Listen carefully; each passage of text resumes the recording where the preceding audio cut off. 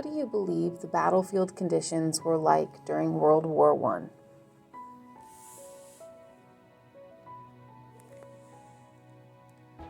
Fighting World War I.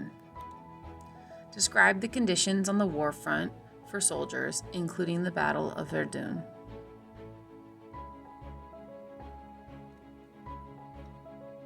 From 1870 to 1914, the growth of militarism, alliances, imperialism, and nationalism, acronym MAIN, increased tensions among European nations.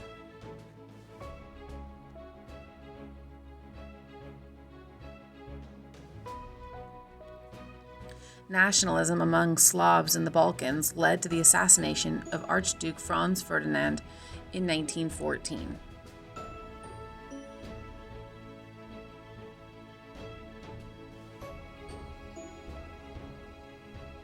The conflict between Serbia and Austria-Hungary triggered alliances and started World War I.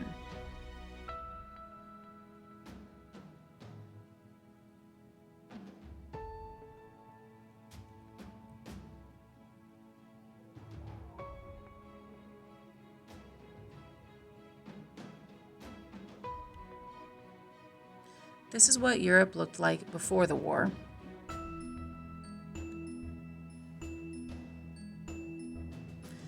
And Europe at the outbreak of World War I. The Central Powers are marked in purple, and the Allied powers are marked in green.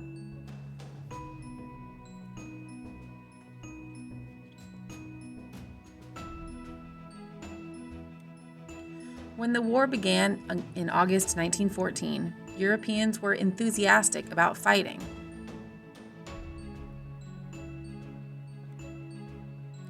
Most people anticipated that the war would be over by Christmas 1914. They would be wrong.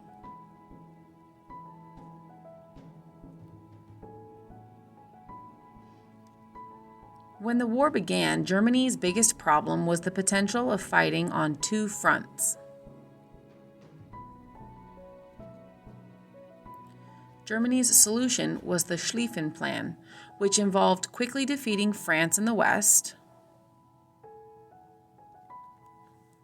then sending troops to the east before Russia was fully mobilized for war.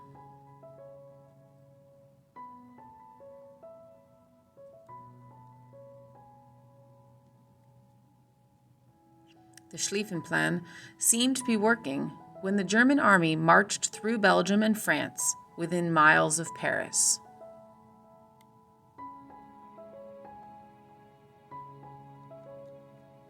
But English and French troops saved Paris at the Battle of the Marne.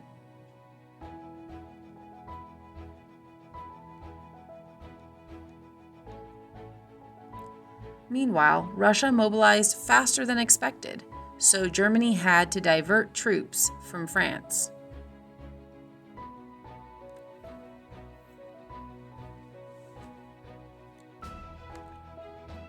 Because the Schlieffen Plan failed, the Central Powers were forced to fight a two-front war.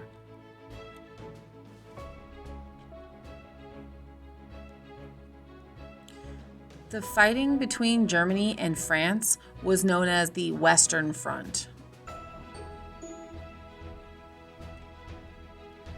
The fighting between Germany and Russia was known as the Eastern Front.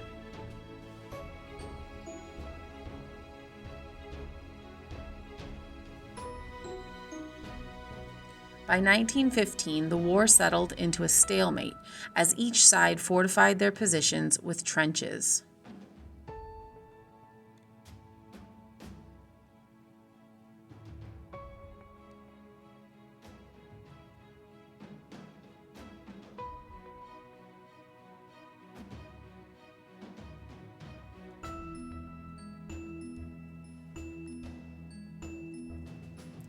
Photograph of soldiers going, quote, over the top of the trenches.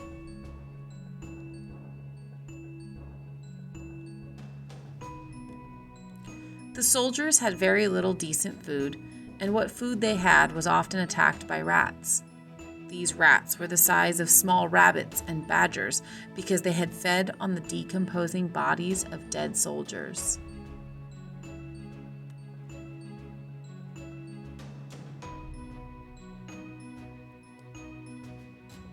This is a picture of trench foot.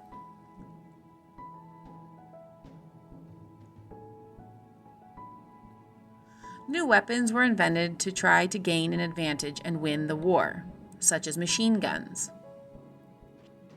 Machine guns, such as the one shown here, slaughtered attacking soldiers and prevented significant movement on the Western Front for 3 years. Long-range artillery.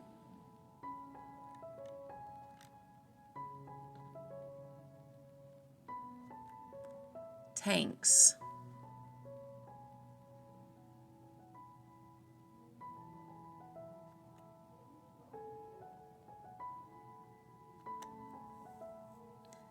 Airplanes and zeppelins. A zeppelin is a large blimp.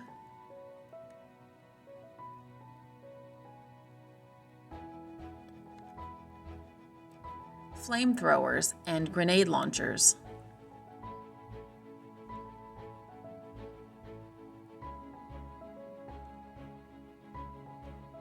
Poison gas.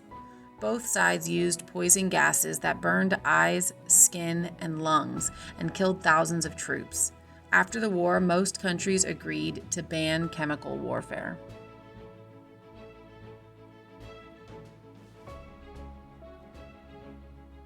Submarines.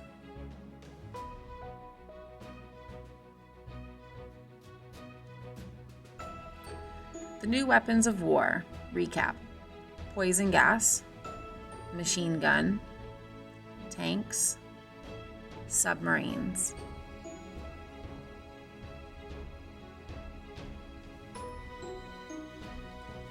New weapons killed soldiers more effectively during World War I. 8.5 million soldiers died and 21 million were wounded.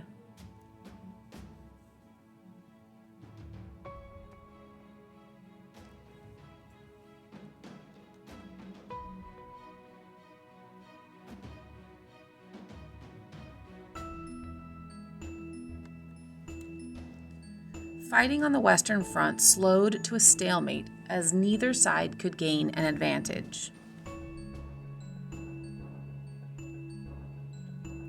During the 10-month Battle of Verdun in 1916, 1 million soldiers were killed or wounded. Another 1 million soldiers were killed or wounded at the Battle of Somme. Despite the deaths, neither the Allies or Central Powers gained an advantage after these battles.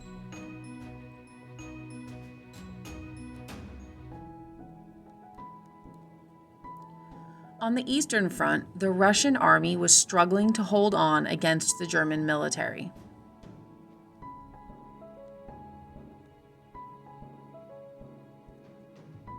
Russia was not as industrialized as the rest of Europe and failed to produce enough weapons or food.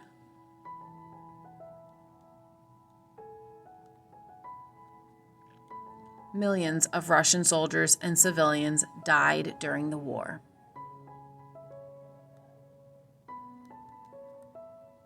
By 1917, Russia was on the brink of collapse.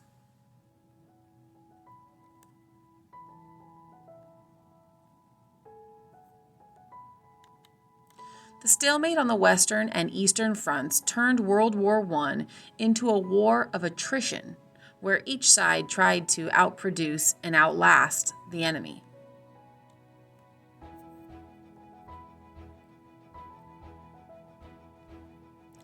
Nations committed to total war to win World War I. Factories were converted to make war equipment. Industrial resources were rationed in order to prioritize military needs.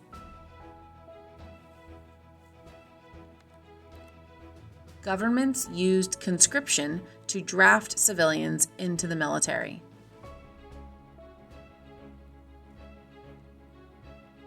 Propaganda was used to maintain civilian support for the war.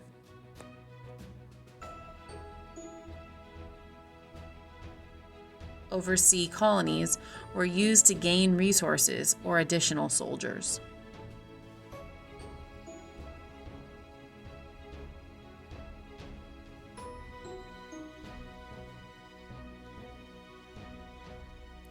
The World at War, 1914 to 1918.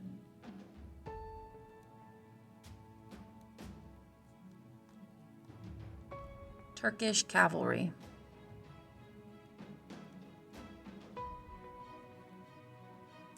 Sikh British soldiers in India.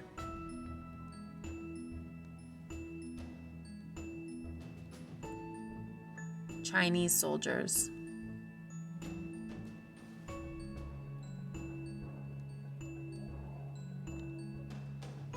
Alliances during World War I.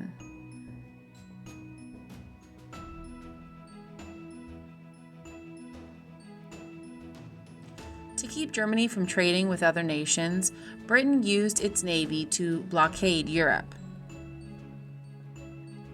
Germany responded by using unrestricted submarine warfare to attack the British Navy and any merchant ships supplying the Allies.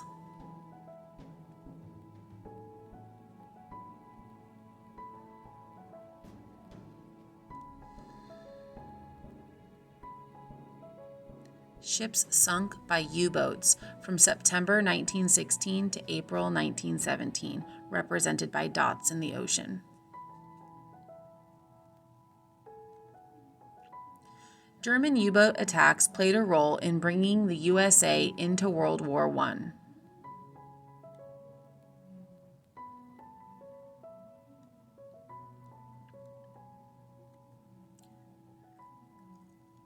When World War I began in 1914, the United States remained neutral, but the USA was pulled into the war by 1917. As a neutral nation, the USA was trading with the Allies during the war. Germany's policy of unrestricted submarine warfare led to attacks on U.S. merchant ships and British passenger ships.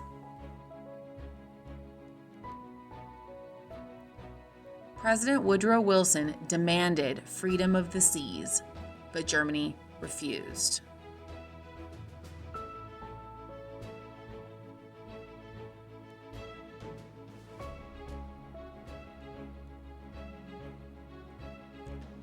Americans were outraged in May 1915 when a German U-boat sank the British ship Lusitania, killing 1,200 people, including 128 Americans.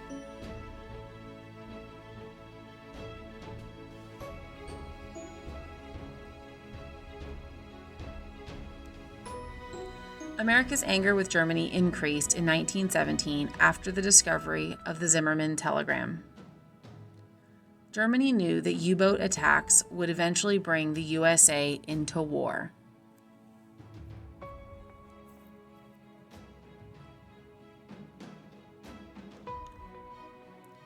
Germany proposed that Mexico attack the USA in exchange for the return of Texas, New Mexico, and Arizona.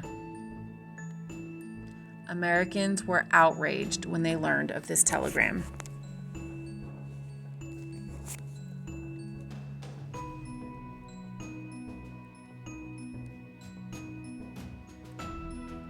On April 2, 1917, the United States declared war on Germany and entered the war.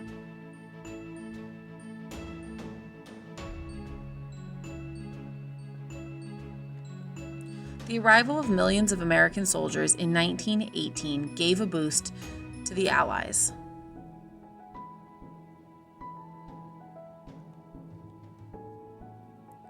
Just prior to that, in November 1917, Russia signed a peace treaty and exited the war.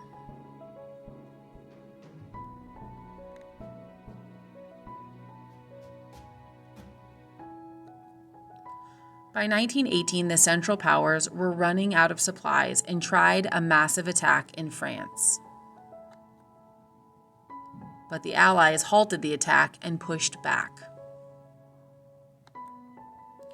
Bulgaria, the Ottoman Empire, and Austria-Hungary surrendered in October 1918. On November 11, 1918, Germany agreed to an armistice, a ceasefire, and World War I finally came to an end.